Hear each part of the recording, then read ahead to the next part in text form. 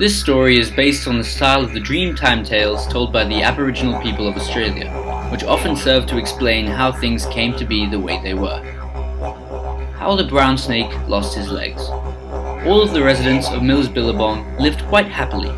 Some had cozy burrows, some lived high in the treetops, some lay beneath the stars, which shone jewel bright when the lights of day went out. Just a small way beyond Dingo's Creek, the parched earth fell away to nothingness.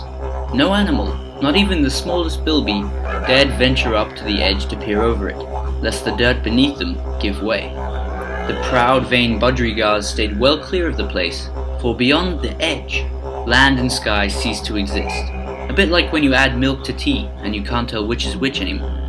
As I say, all animals were happy, except one. The brown snake walked around, glaring at everyone who looked at him. He had a mean face, with mean emerald eyes and a mean pointed snout. While the other animals played, Brown Snake sulked in his den. While the other animals ate, Brown Snake sat by the water, hissing at anyone who passed. While the other animals slept, Brown Snake prowled the land, looking for stray mice to bite. Brown snakes, as you'll discover, like solitude, and they also aren't very nice. Days, or perhaps years, passed. You see, time wasn't always as disciplined as it is now, and Brown Snake hatched a cunning plan. Wouldn't it be nice to have this whole billabong to myself, he thought. The next day, Brown Snake was up at dawn, decorating all the gum trees, painting all the stones, and hanging a great big banner between two sturdy tree boughs that read, Millers Billabong's first annual Piñata Bonanza. Many of the animals were initially taken aback, as it is not a very brown snake-like thing to throw a surprise piñata bonanza. "It's about time we had some real fun around here," cried Snake jovially. The animals were pleased to see this new side of Brown Snake, and forgot their inhibitions. Brown Snake procured a large number of blindfolds from a bag in his den, and handed one to each animal. "Why are we putting them on now?" asked some of the animals. "We haven't even seen the piñatas yet." "It's a special surprise," said Brown Snake. "Just follow my voice, everyone." After some bumping, pushing, and many squawks from disgruntled budgerigars, the animals formed a straggling line, with straggly tails and straggly limbs. Brown Snake hopped excitedly ahead, leading the blindfolded line with his voice. "Not far now," he called as they passed Dingo's Creek.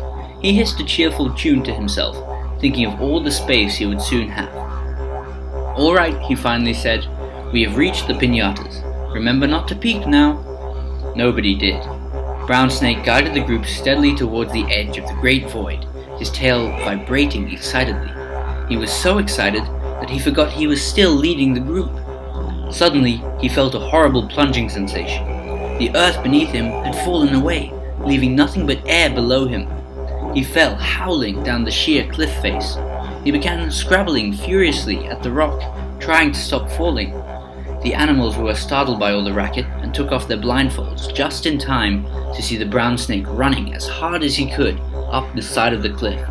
He ran so hard up that cliff that by the time he reached the top, there were only smooth scales where his legs used to be.